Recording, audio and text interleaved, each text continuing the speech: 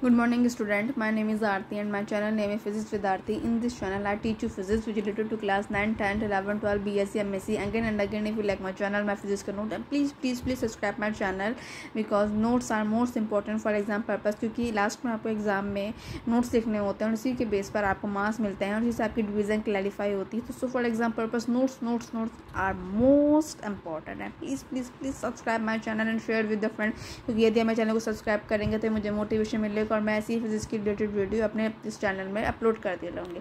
So again, जिसने मेरी इससे पहले यूट्यूब की वीडियो देखी उसे पता है कि मेरी क्लास BSc MSc की atomic and molecular physics book चल रही है, जिसमें से कि मैंने आपसे कहा था कि मैं आपको नेक्स्ट वीडियो में ये टॉपिक कराऊंगी. So without any wasting of time let's begin start. Structure of alkali spectra. Structure क्या होता है एल्कली स्पेक्ट्रा का वो देखिए. स्ट्रक्चर को हिंदी में ढांचा कहते हैं. ठीक है. The experimental study of the spectra of the alkali atoms such as Li, Na, K, Rb, Cs and Fr was done by Livning, Dewar, Rydberg and Bergman.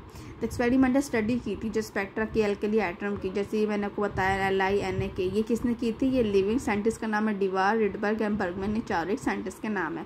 All this atom है 1 electron in their outer most orbit. इन सभी atom के पास एक electron होता है जो कि उसके आउटर मोस्ट ऑर्बिट में होता है, बाहर की कक्षा में कहते हैं हिंदी में जिसे.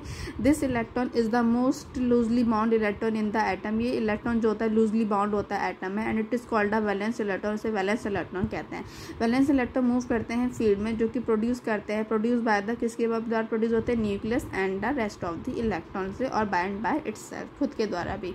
This outer electron is responsible for spectrum. ये जो आउटर इलेक्ट्रॉन होता है रिस्पॉन्सिबल होता है फॉर स्पेक्ट्रम के. The spectra of this alkali atom are identical. जो स्पेक्ट्रा होता है एल्कली एलिमेंट का आइडेंटिकल होता है with the spectrum of the H atom, मतलब hydrogen atom, in the sense that hydrogen atom contain a valence electron. Hydrogen atom में एक valence electron होता है. ठीक. अब हम पढ़ेंगे एमिशन स्पेक्ट्रा, जो कि मोस्ट इंपॉर्टेंट है BSc MSc के हिसाब से, आपको रटा होना चाहिए. तो सो without any wasting of time let's begin start. In the emission spectra जो होता है एल्कली एलिमेंट का, फ्लोइंग 4 मेन सीरीज आपको मिलती हैं. पहली होती है प्रिंसिपल सीरीज क्या होती है? The line of this series arise from the transition from the P level to the S level. जब S लेवल में जाते हैं ट्रांजिशन, तब हमें ये लाइनें मिलती हैं और उन लाइनों से क्या बनती है? सीरीज बनती है. The wave number for this series are given by. देखिए ये एक नोट्स है, नोट्स में गलती होना तय है. ठीक है. तो मैंने इसमें पेंसिल से लिख रखा है. पहले तो मैंने आपको बता दे रखा है, देखिए म्यू मैंने पेंसिल से लिखा म्यू के ऊपर बार, फिर उसके ऊपर और उसके सफिक्स में M और उसके ऊपर P लिख रखा है. P का मतलब यहाँ प्रिंसिपल सीरीज से है, और म्यू क्या होता है हमारे यहाँ पे? फ्रीक्वेंसी होती है. ठीक. M लिख दिया. क्यों? M की जो वैल्यू होगी यहाँ पे 1 2 3 होगी, इक्वल टू R. ये देखिए ये, और फिर मैंने यहाँ पे भी पेन से कर रखा है, ये और ये दोनों एक ही है. लेकिन यहाँ पे क्या था कि जब मैंने नोट्स लिखे हैं तो कोई ना कोई गलती तो मुझसे भी होगी, तो मैंने म्यू M के ऊपर ये यहाँ पे, मतलब आपको कन्फ्यूज़न हो रहा है क्योंकि मैंने यहाँ पे इसके ऊपर ही काट रखा है, तो आपको कन्फ्यूज़न हो रहा होगा, फिर आपको समझने में गलती ना हो, इसलिए मैंने अलग से पेंसिल से लिख रखा है कि जो ये है वही ये है. तो हम ये कह सकते हैं म्यू की सफिक्स में M, उसकी पावर, फिर उसके ऊपर बार और P equal to R. R क्या है यहाँ पर? रिडबर्ग कॉन्स्टेंट अपॉन 1 + S का whole square minus R upon M + P का होल स्क्वायर, और M की वैल्यू क्या है? 1 2 3. और ये क्या हो गई हमारी प्रिंसिपल सीरीज. ये क्या हो गई हमारी इक्वेशन 1.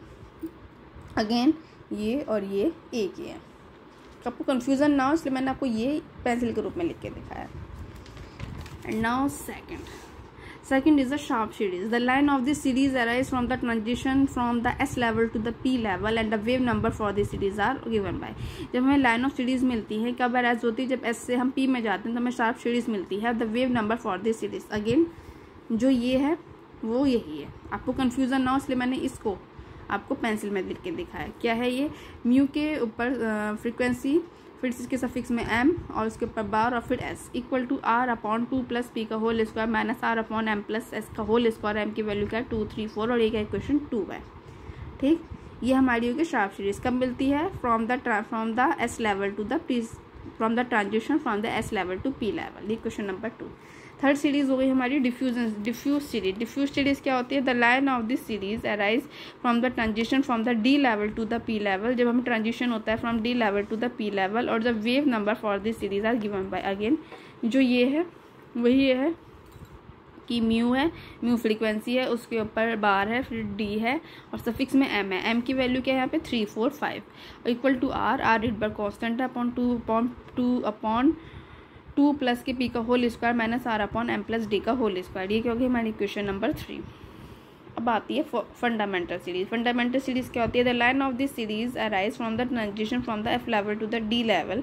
जब ट्रांजिशन होता है एफ लेवल से डी लेवल में, तो the wave number for this series, जो वेव नंबर होते हैं इस सीरीज से कैसे मिलता है? अगेन जो हमारा ये है वही हमारा ये है, म्यू सफिक्स में एम ऊपर बार और एफ मतलब फंडामेंटल। एम की वैल्यू 4 5 6 है, is equals to R upon 3 plus D का whole square minus R upon M plus F का होल स्क्वायर।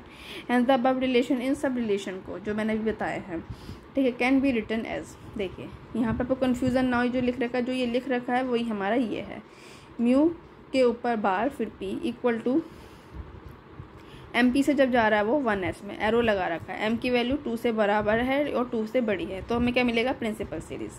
फिर आती है हमारी ये शार्प सीरीज। कब मिलेगा? जब एम एस से वो 2p पे जा रहा है, एम की वैल्यू 2 से बराबर है, 2 से बड़ी है, तब हमें क्या मिलेगी? Sharp series. फिर म्यू सफिक्स में डी ऊपर बार, और जब एम डी से जब वो 2p में जाएगा, तो जब एम की वैल्यू 3 से बराबर होगी, 3 के से बड़ी होगी, तब हमें क्या मिलेगी? Diffuse series. फिर फंडामेंटल सीरीज, जब हम ये रहा म्यू सफिक्स में एफ और ऊपर बार, तो जब वो एम एफ से 3D में जाएगा तो हमें मिलेगी फंडामेंटल सीरीज, जिसमें एम की वैल्यू 4 से बड़ी है, 4 के बराबर है, और ये क्या होगा? हमारी फंडामेंटल सीरीज। तो हम चारों सीरीज को हमें रेटिंग होनी चाहिए कि कैसे होती है, तो ये हो गए। Again in above equation first second third fourth. अब देखिए फर्स्ट इक्वेशन यही है, देखो फर्स्ट प्रिंसिपल सीरीज की, सेकंड शार्प सीरीज की, थर्ड डिफ्यूज सीरीज की, फोर्थ फंडामेंटल की। तो in above equation first second third fourth, the first term in each relation are the number of the convergence limit. अभी मैं आपको convergence limit कहूँगी, तो जो फर्स्ट टर्म ही होती है उनकी कन्वर्जेंस लिमिट कहते हैं of the corresponding series and are called, उसे हम फिफ्थ टर्म में कहते हैं। So above relation can be important, these are the most important जो मैं आपको रिलेशन लिखवानी। प्रिंसिपल सीरीज क्या होती है? प्रिंसिपल सीरीज हम कैसे नोट कर सकते हैं कि अगर उसमें लिखना हो म्यू के सफिक्स में एम, उसके ऊपर बार, देखो जो यहाँ पे लिख रखा है मैंने वो यही है, और जो ये लिख रखा है वो यही है, ताकि आपको कंफ्यूजन ना हो, इसलिए मैंने आपको पेंसिल से लिख के दिखा रखा है कि म्यू सफिक्स में एम, उसके ऊपर बार और पी, और वो यही है, इक्वल टू म्यू सफिक्स में इन्फिनिटी, उसके ऊपर बार फिर पी, फिर माइनस के R upon M plus P का whole square, M is equal to 2 3 4, और ये क्या है? हमारी principal series. Second is the sharp series. Sharp series क्या है? म्यू जो ये है वो यही है, म्यू सफिक्स में एम और उसके ऊपर बार और फिर S, equal to mu suffix में इन्फिनिटी बार और उसके ऊपर एस माइनस के R upon M plus S का होल स्क्वायर, और ये क्या है? Equal to 2 3 4। ये हो गई हमारी शार्प सीरीज। फिर होगी डिफ्यूज सीरीज, म्यू सफिक्स में एम और उसके ऊपर बार और डी, इक्वल टू फिर म्यू सफिक्स में इन्फिनिटी, उसके ऊपर बार फिर डी माइनस के R upon M plus D का होल स्क्वायर, एम क्या? 2 3 4 5। जो ये है वही ये है, और जो ये है वही ये है। आपको कन्फ्यूजन ना हो इसलिए मैंने पेंसिल से लिख के लिखा है। फंडामेंटल सीरीज, म्यू सफिक्स में एम, उसके ऊपर बार फिर F, equal to mu suffix में इन्फिनिटी, उसके ऊपर बार फिर एफ माइनस के R upon M plus F का होल स्क्वायर, इक्वल टू फिर एम की वैल्यू क्या है? 4 5 6। जो ये है वही ये है, और जो ये है वो आप ये, मैंने इसको ये लिख के दिखा है ताकि कन्फ्यूजन ना हो। तो ये पे हमारी 4 सीरीज कंप्लीट होती है। ठीक, अब next Rydberg notice the following relation among the different series of the same atom of any element।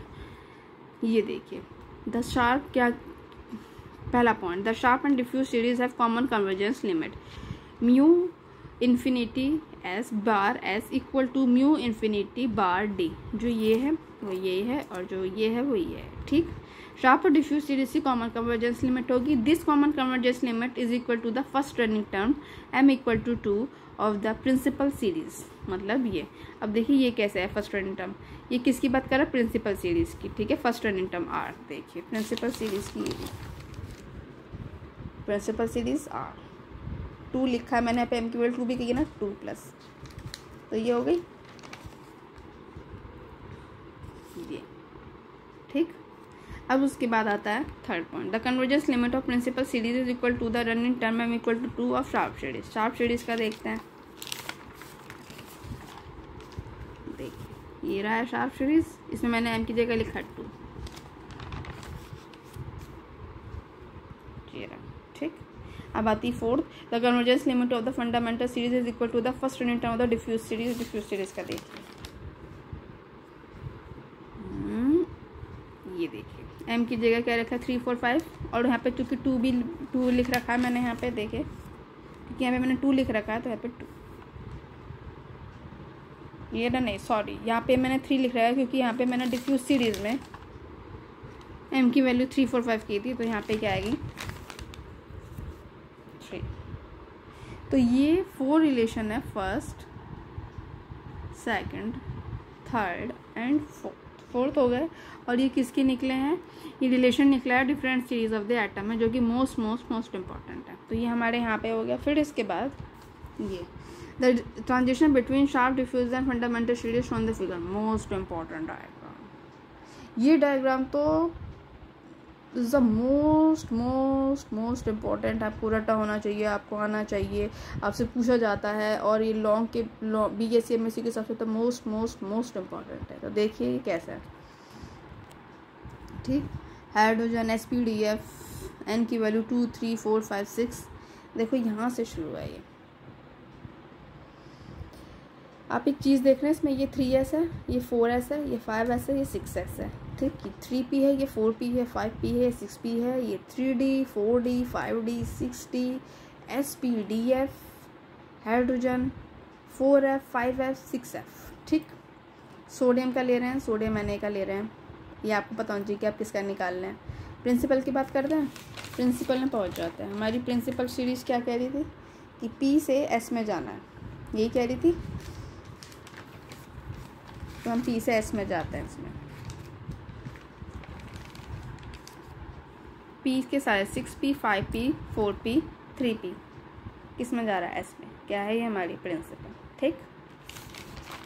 अब हम लिखते हैं शार्प सीरीज। शार्प सीरीज का क्या रहा था, S से आपका किस में जाना है, P में, ठीक। तो आइए शार्प की देखिए, S 6s 5s 4s P में, क्या है हमारा शार्प सीरीज। अब आते हैं डिफ्यूज़ की। डिफ्यूज़ सीरीज क्या कहता है, D से P में 6d 5d 4d 3d P में, डिफ्यूज़ सीरीज। अब हम आते हैं फंडामेंटल में। फंडामेंटल क्या कहता है, F से D में 6f 5f 4f D, fundamental series. This diagram is completed for sodium Na, and the most important for the BSc purpose, for the MSc purpose is the most important. आपको रटा होना चाहिए। This exam is so easy, जबकि मैंने आपको बताया है कि आपको प्रिंसिपल शार्प डिफ्यूज कैसे है, most important for BSc MSc के पर्पज से मोस्ट इम्पॉर्टेंट। तो डायग्राम कंप्लीट हुआ हमारा ट्रांजिशन का, ठीक। अब नेक्स्ट टॉपिक में हम आप करेंगे लॉ फॉर एल्कली सीरीज, जो कि BSc के हिसाब से MSc के हिसाब से मोस्ट इंपॉर्टेंट है। Again and again, if you like my channel, my physics के notes, please subscribe my channel, share with the friend, क्योंकि notes are most important for exam purpose. क्योंकि लास्ट में एग्जाम में आपको नोट्स ही लिख के आने होते हैं, जो कि एग्जाम के पर्पज से मोस्ट इंपॉर्टेंट होते हैं, क्योंकि उसी से आपकी डिवीजन क्लैरिफाई होती है। अगेन जो मैंने आपको समझाया दिया, रिलेटेड आपको कोई टॉपिक पूछना हो तो कमेंट बॉक्स में कमेंट कर सकते हैं। मेरी 100% कोशिश रहेगी कि मैं आपकी प्रॉब्लम को सॉल्यूशन कर सकूँ जो फिजिक्स से रिलेटेड है। अगेन यदि कोई 9, 10, 11, 12 का भी स्टूडेंट सुन रहा है, उससे रिलेटेड कोई भी टॉपिक पूछना हो तो कमेंट बॉक्स में कमेंट कर सकते हैं, लेकिन कमेंट आप ही को करना पड़ेगा। और मेरी 100% कोशिश रहेगी कि फिजिक्स रिलेटेड प्रॉब्लम का सॉल्यूशन कर सकूँ। Again and again next topic में law for alkali series. Please subscribe my channel, share with the friend, तो तभी मुझे मोटिवेशन मिलेगा। मैं फिजिक्स रिलेटेड वीडियो डालती रहूँगी, because notes are most important. Okay student, bye.